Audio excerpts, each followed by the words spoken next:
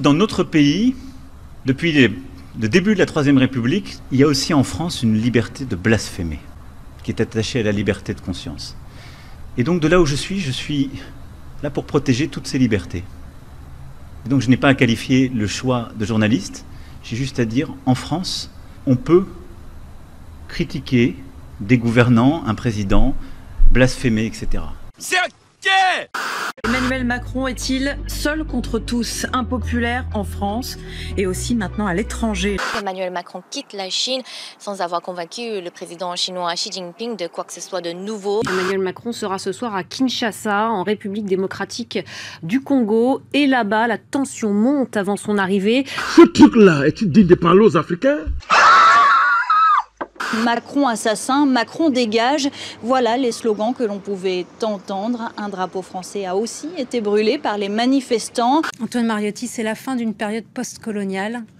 On en rentre clairement dans une nouvelle ère, on le voit bien ces dernières années, avec la France qui est de moins en moins présente, militairement parlant en tout cas, sur le continent africain. Elle a été chassée, on le sait, son armée en tout cas, de plusieurs pays, le Mali, le Niger, le Burkina Faso. Complètement con. Avec ces mots, Emmanuel Macron a provoqué la colère des Haïtiens. Le ministre des Affaires étrangères d'Haïti a annoncé ce jeudi avoir convoqué l'ambassadeur de France après des propos jugés inacceptables. L'armée française, une nouvelle fois, a poussé vers la porte de sortie. Les Tchadiens n'en veulent plus, les Sénégalais non plus. Finalement, Madame la Ministre, cette tournée d'Emmanuel Macron, c'est un peu un mélange de Tintin au Congo et d'OSS 117 en Afrique. Les Africains sont joyeux, sympathiques, rigolards. Ils dansent bien. Il faut cependant nuancer ce constat. Ils ne sont pas très soigneux ni très responsables. Il faut toujours être derrière eux. Il y a pas mal de microbes. Très bonne analyse, Hubert. Oui. Et les femmes ont tendance à ne pas mettre de sous-vêtements quand elles préparent le manger. Alors comment s'étonner ensuite que l'influence russe s'étende depuis des années sur le continent africain, où le sentiment anti-français, lui, ne fait que croître, que beaucoup de ces États refusent de s'engager à nos côtés dans le soutien à l'Ukraine, qu'après notre échec en Libye puis au Sahel, de grands pays comme le Mali ou le Burkina Faso nous demandent de fermer nos casernes militaires.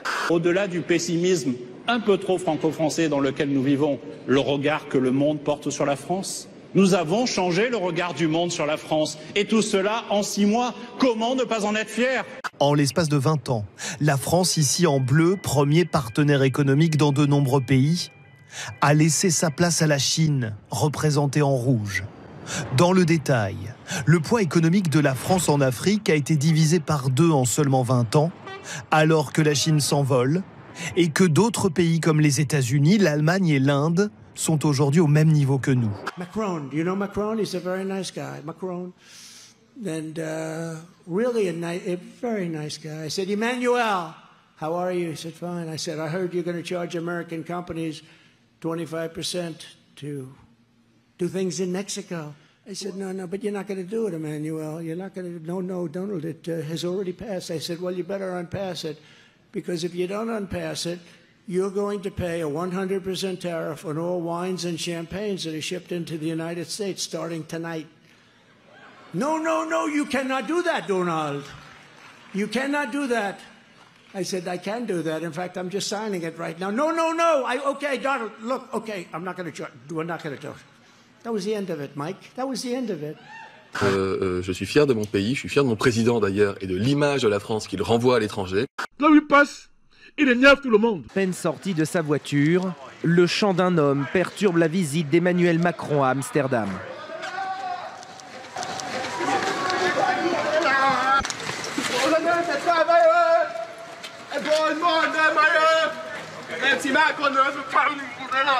Ça n'est pas ça la liberté. Ça s'appelle l'irresponsabilité. Ça s'appelle l'égoïsme. La première bataille, c'est de loger tout le monde dignement. C'est une question d'humanité et d'efficacité, là aussi. Plus je vous vois, plus je comprends pourquoi les Français ne peuvent plus vous blairer. Là où il passe, il énerve tout le monde. Moi, quand je parle de ce truc-là, je le traite comme il mérite. C'est-à-dire un vaurien, un tintin, une nullité absolue. Pour moi, quand je parle de lui, c'est-à-dire il n'existe pas le truc-là. Il n'existe pas, M. Macron. I think we lost something. Where is French democracy? Where did we lose it?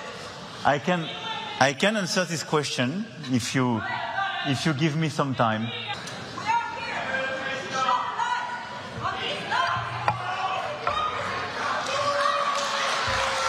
Je suis fier de mon pays, je suis fier de mon président d'ailleurs, et de l'image de la France qu'il renvoie à l'étranger. La même sérénade, la même salade, 3 mois après, avec des millions de gens dans la rue, les policiers n'en peuvent plus. Les pompiers n'en peuvent plus, les infirmiers n'en peuvent plus. Vous croyez qu'on va vous dire quoi? Qu'on va discuter tranquille avec vous? On n'en peut plus. Dans les semaines et les mois qui viennent, autour du président de la République, nous sommes déterminés à accélérer. Il y a des choses qui ne marchent pas, il faut les dénoncer. Et je ne céderai rien.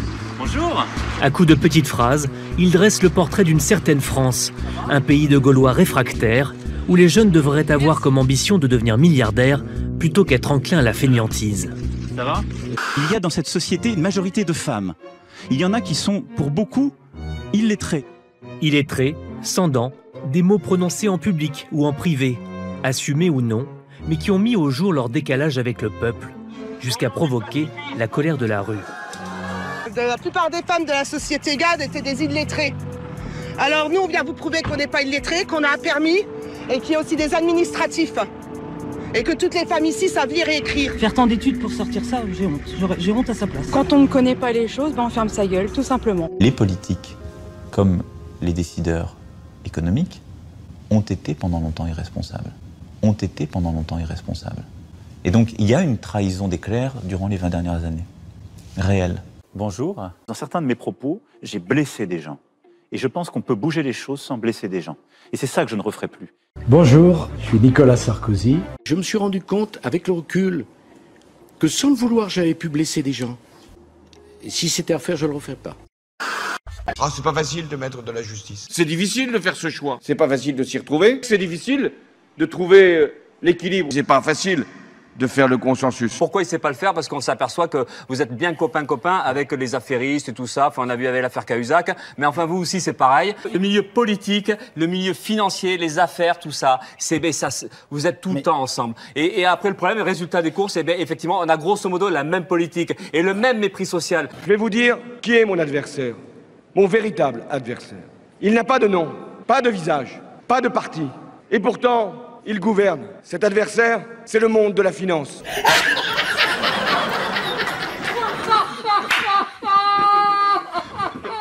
C'est le monde de la finance.